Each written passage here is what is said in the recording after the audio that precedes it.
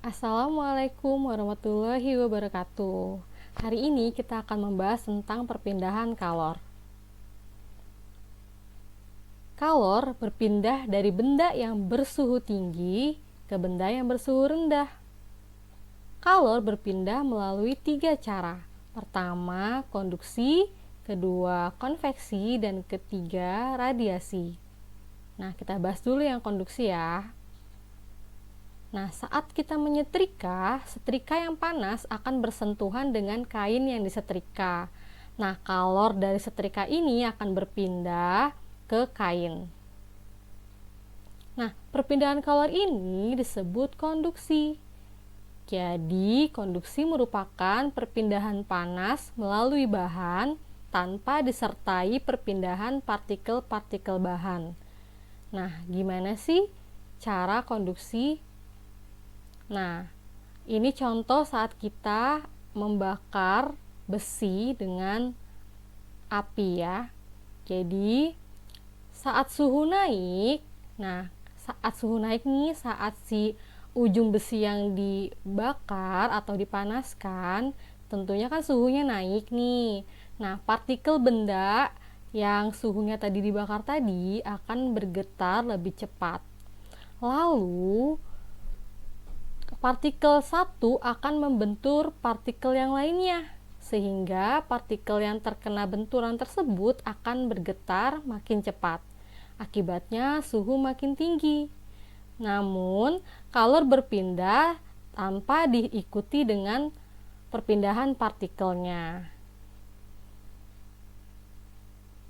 Nah, benda yang jenisnya berbeda memiliki kemampuan menghantarkan panas secara konduksi atau konduktivitasnya berbeda-beda pula.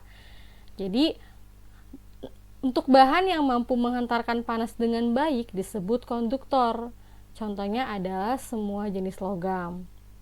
Lalu ada bahan yang menghantarkan panas dengan buruk, disebut isolator. Contohnya kayu dan plastik. Nah, ini adalah contoh konduktor. Berbagai peralatan rumah tangga memanfaatkan sifat konduktivitas bahan. Nah, ini contoh konduktor. Jadi, semakin ke kanan, kemampuan menghantarkan kalornya semakin baik. Jadi, timbal, baja, aluminium, emas, perak, dan tembaga dan perak ya. Lalu yang kedua, ada contoh isolator. Nah, semakin ke kanan, kemampuan menghantarkan kalor akan semakin buruk. Nah, dari air, bata, kayu, styrofoam, udara, dan hampa. Pada peralatan memasak, tentu ada bagian yang bersentuhan dengan api. Nah, yang bersentuhan dengan api ini tentunya menggunakan konduktor yang baik. Sedangkan bagian pegangannya tentu akan menggunakan isolator yang baik. Jadi saat kita menggoreng, kita tentu bisa memegangnya tanpa terkena panas. Nah, nih jadi kayu ini sebagai isolatornya dan aluminium ini dalam wajan ini sebagai konduktornya. Nah, panas kopi dapat bertahan cukup lama di gelas kaca karena gelas kaca merupakan isolator yang baik. Nah, ini jadi kenapa sih kopi itu lebih baik ditempatkan di gelas kaca dibandingkan ditempatkan di logam? Karena tadi kaca ini adalah sebagai isolator yang tidak menghantarkan panas dengan baik sehingga panasnya tetap terperangkap di dalam gelas gitu.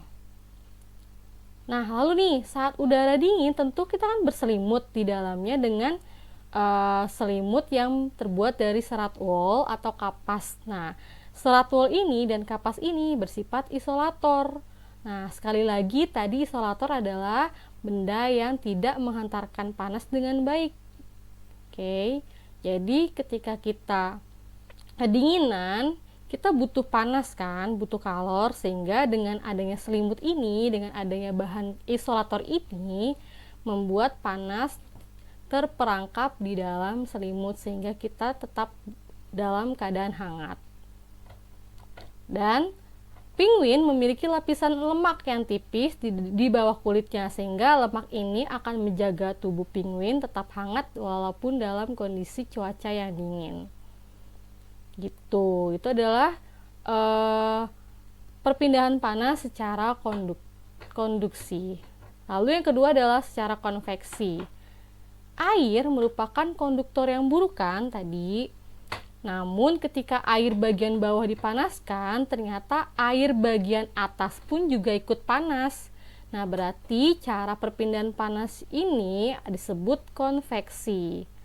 Nah, saat air bagian bawah mendapatkan kalor dari pemanas, nah lalu kan partikel air ini memuai sehingga menjadi lebih ringan, dan yang air di bawah ini yang udah panas ini akan bergerak naik ke atas dan digantikan dengan partikel air yang dingin. Jadi yang air yang dingin ini berpindah ke bawah. Oke, jadi dari atas pindah ke bawah.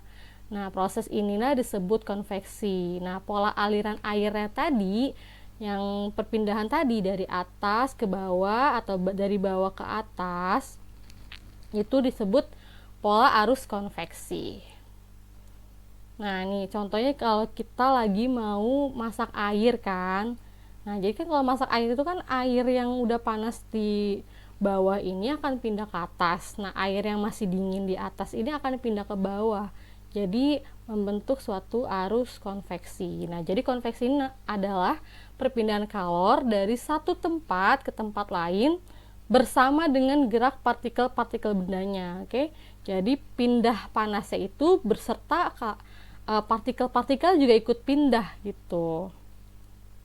Nah, contohnya dalam kehidupan sehari-hari adalah angin laut. Nah, nelayan itu kan saat dia kembali ke rumah itu saat siang hari, saat angin laut. Nah, jadi daratan ini nih kan kondisinya cepat panas, lebih panas daripada lautan. Nah, tentunya udara di atas daratan ini ikut panas juga dong dan bergerak naik. Nah, lalu udara yang naik ini nanti nih yang kamu bisa lihat, jadi kan dari daratan yang panas ini udaranya kan akan naik ke atas, lalu akan pindah naik, digantikan udara dari lautan yang dingin tadi. Nah, dengan demikian terjadilah angin laut gitu. Lalu ada angin darat. Nah, terjadi pada malam hari. Nah, daratan lebih cepat mendingin daripada lautan.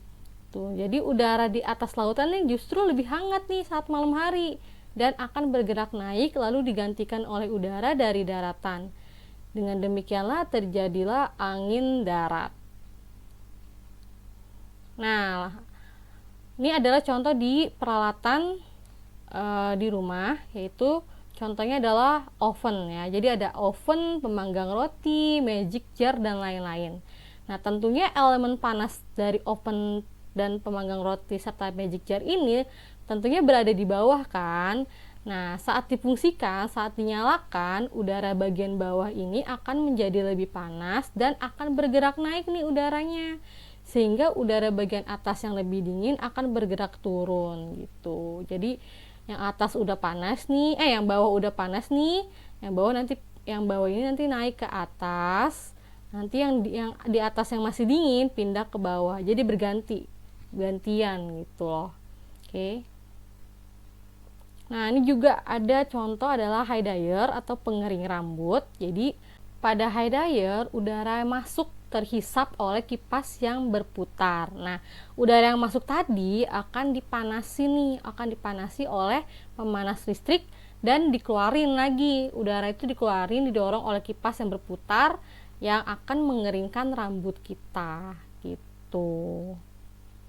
Dah, itu jadi adalah konsep dari konveksi. Dan yang terakhir adalah radiasi. Jadi gimana sih radiasi itu? Nah, dibayangin nih kamu lagi berjalan di tengah hari yang cerah. Nah, kamu tentu pasti akan merasakan panasnya matahari kan pada muka kamu, tangan kamu, pokoknya pada kulit kamu deh. Nah, bagaimana kalor dari matahari ini bisa sampai ke wajah kamu nih?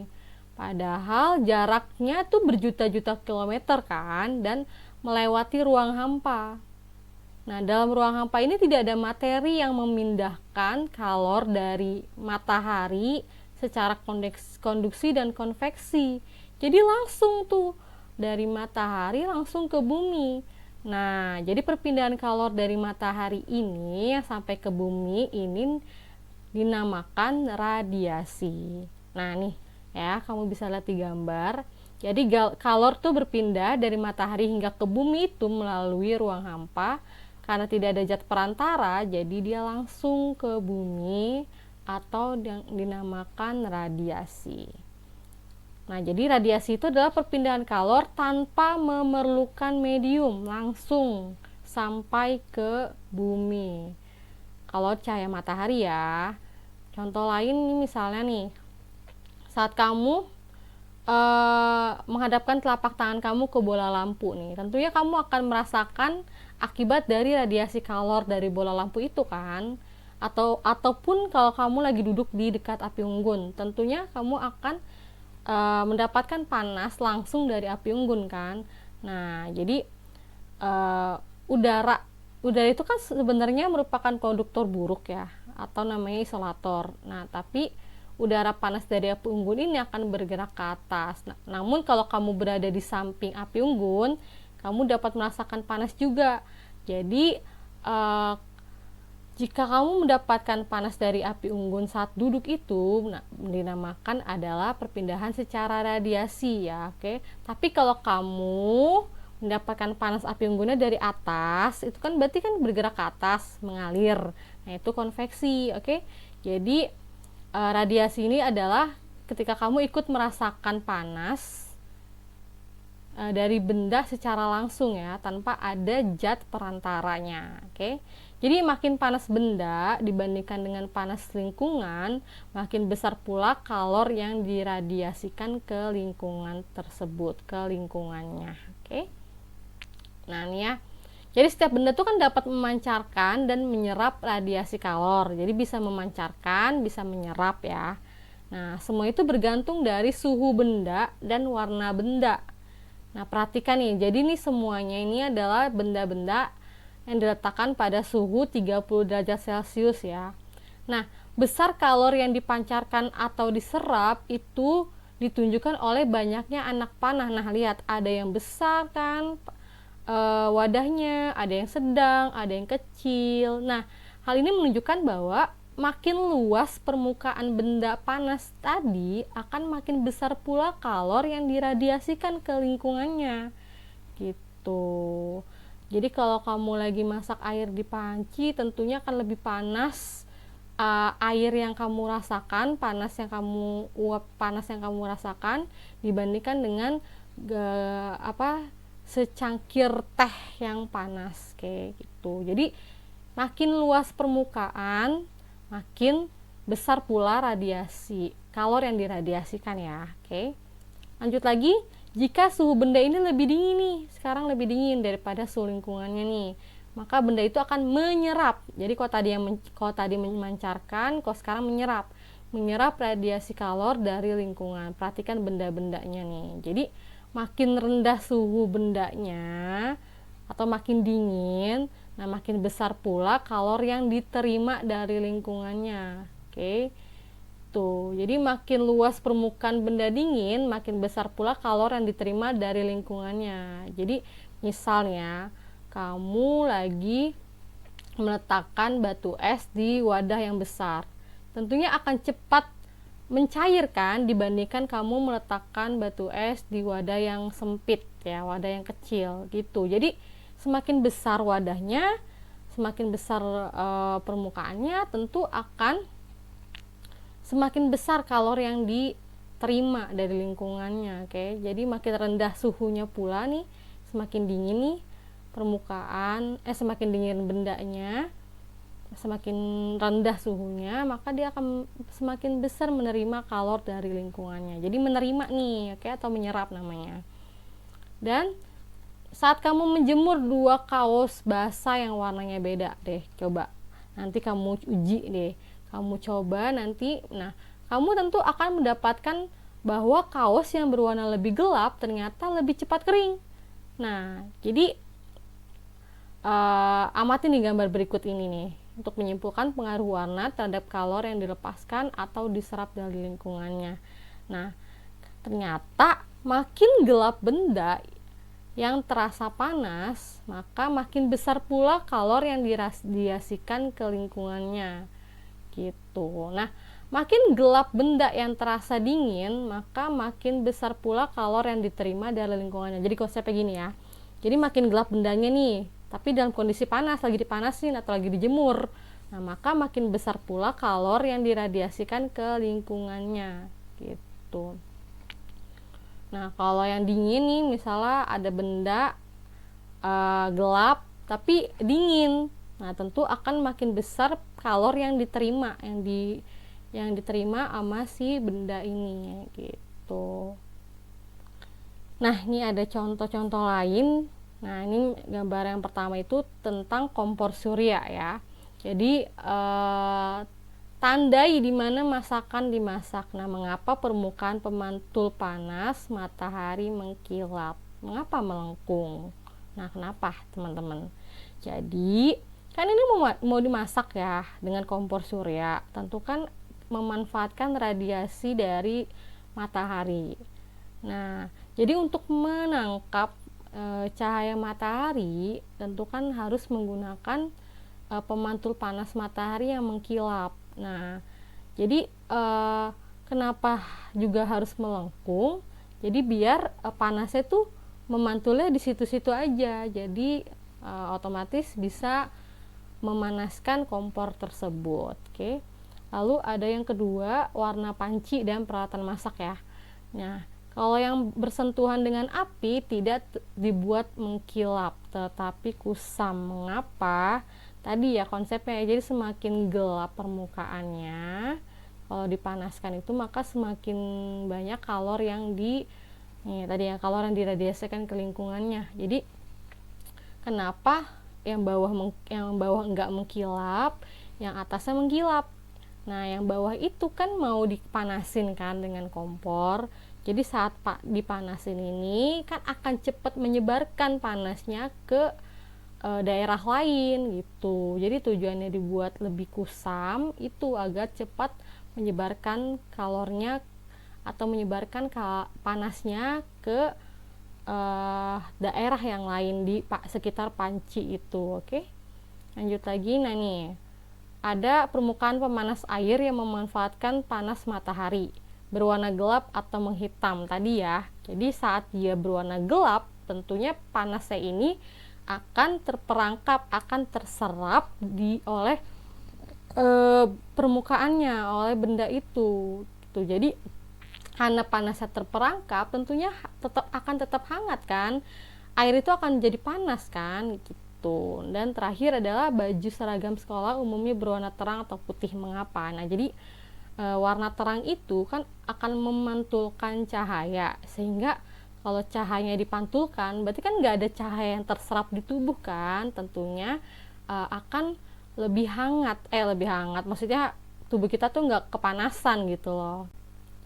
Nah, jadi kalau kamu lagi jalan siang hari tuh jangan pakai baju hitam ya, karena kalau pakai baju hitam itu kan panasnya nanti akan terperangkap di baju kamu, tentunya kan akan kepanasan kan, karena cahaya panasnya itu nggak keluar, nggak memantul, karena dia menetap di situ, terserap di baju kamu gitu. Jadi otomatis kamu akan kepanasan. Oke.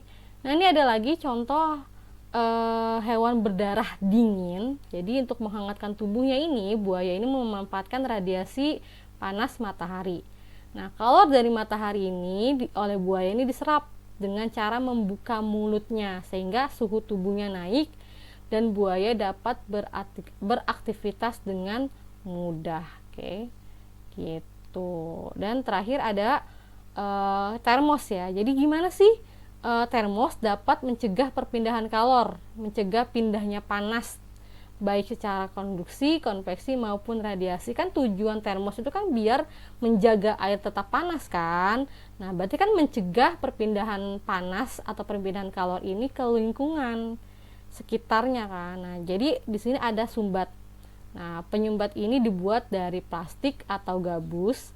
Nah, bahan ini adalah isolator yang baik. Lalu di sekitarnya ada celah antara gelas dengan wadah luar yang dibuat ruang hampa udara ya. Jadi ada celahnya, celah hampa udara. Jadi karena dia hampa udara, tentunya tidak ada penghantar panas secara konduksi dan konveksi. Jadi panasnya tuh nggak pindah ke daerah lain gitu, karena kan hampa udara, ada celah di situ, jadi nggak bisa keluar gitu. Lalu ada 2 lapis gelasnya itu merupakan isolator panas yang baik, dan di gelasnya itu ada dilapisi perak yang mengkilat. Tujuannya tuh apa? Agar cahayanya itu atau agar panasnya itu tetap terperangkap di situ, tetap memantul terus di situ, sehingga yang nggak keluar tuh panasnya, sehingga menjaga air itu akan tetap panas. Nah, dan terakhir ada wadah luarnya yang terbuat dari isolator yang memudahkan kamu untuk memegangnya. Oke, gitu.